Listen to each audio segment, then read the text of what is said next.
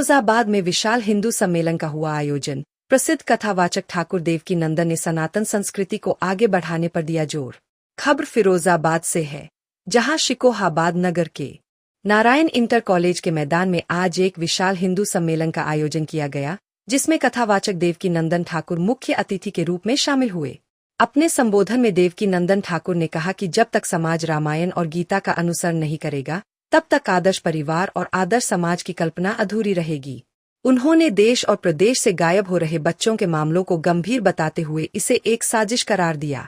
देवकीनंदन ठाकुर ने सनातन बोर्ड के गठन, जनसंख्या नियंत्रण कानून का विरोध और सनातन समाज को एकजुट होने की अपील की।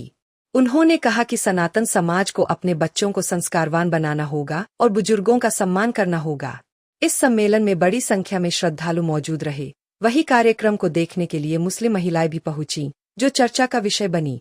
मीडिया से बातचीत में उन्होंने समाज में फैल रही अव्यवस्थाओं, भ्रष्टाचार और सनातन को बदनाम करने के प्रयासों पर भी कड़ा प्रहार किया। फिरोजाबाद से संवाददाता राजीव सक्सेना की खास रिपोर्ट। सनातनी अपने बच्चों को संस्कारी बनाएं, अपने बच्चों को कैसे परिवार को चलाना है ये सिखाएं, और जो विधर्मी हमारी बच्चियों को स्पेशली, चाहे वो देख रहे हैं लव जिहाद का शिकार हो, चाहे हमारी बच्चियों का किडनैप बहुत बड़ी संख्या में हो रहा है, इस समय हमारे बच्चे गायब हो रहे हैं, तो इन सब से हमें अपने बच्चों को भी बचाना है। रामायण गीता का ज्ञान उनको देना है और मथुरा में मंदिर का निर्माण हो सके, सनातन बोर्ड का निर्माण हो सके, और सनातनियों को खेल भी खेलना है तो सनातनी आपस में मिलजुल के आगे बढ़े। हम लोग SPL भी कर रहे हैं, इसी माध्यम से हम यही कहेंगे कि सनातनियों को एकजुट होना चाहिए, एक साथ होना चाहिए, एक साथ मिलकर आगे बढ़ना चाहिए। सनातनियों के बच्चे अगर धर्म को जानेंगे तो कोई भी पत्नी अपने पति को नहीं मारेगी, कोई भी पति अपनी पत्नी को नहीं जिंदा जलाएगा।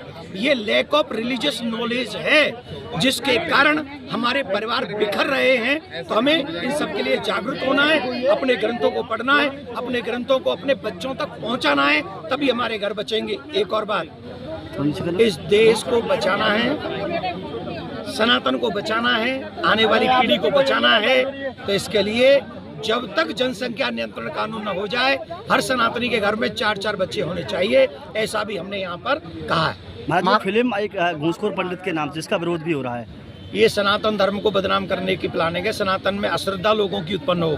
पंडित जी क्या करते हैं? मंदिर में तो पंडित जी कथा करते हैं, तो पंडित जी प्रचार करते हैं, तो पंडित जी संत महात्मा भक्त ये क्या करते हैं? ये धर्म का प्रचार करते हैं।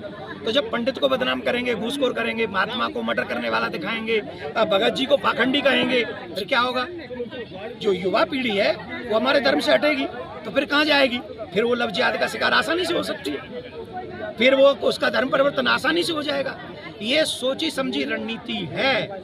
ऐसे लोगों को मैंने तो सुना है, ये जो फिल्म बनाई है वो पंडित ही है। जाति से निकालो, ऐसे लोगों का बहिष्कार करो जाति से, जो लोग सनातन को बदनाम करने का कुचक्र कर रहे हैं। देश को, धर्म को बचाने का दायित्व प्रत्येक सनातनी का है। महाराज जी, UGC पर जिस प्रकार विवाद चला, UGC पर जातिवाद का बड़ा बोलबाला रहा, उस पर क्या कहेंगे? हम यहाँ किसी जाति के ऊपर बोल रहे थे क्या? हम तो यहाँ सब सनातनियों के लिए बोल रहे हैं, और यहाँ सब सनातनियों के लिए बोल रहे हैं। इसका मतलब क्या है? हमें वो कानून बनाने हैं जो सबको जोड़ के जाए, सनातनियों को नहीं। और सबसे पहला इस देश पे अधिकार सनातनियों का है। कोई भी कानून बने सनातनियों के हित में होना चाहिए, देश की सुरक्षा के लिए होना चाहिए, और ये देश आगे बढ़े, जिसमें सनातनी बढ़ जाए। ऐसे कोई कानून इस देश में नहीं बनने चाहिए। धन्यवाद। सम्मान करने के लिए आशीर्वाद।